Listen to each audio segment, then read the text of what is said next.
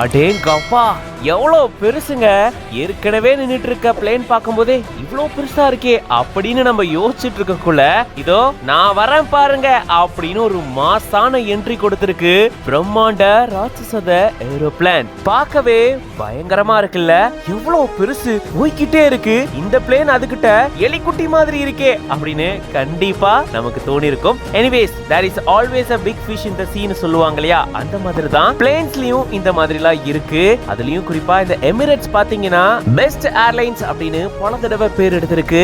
அப்படிப்பட்ட இந்த ஏர்லைன்ஸ்னுடைய பிரம்மாண்ட ராட்சச பிளேன் தான் இது. பார்க்கவே பயங்கர பிரமிப்பா இருக்குல்ல, கண்ணு வைக்காம பார்த்துட்டே இருக்கணும் போல இருக்கு.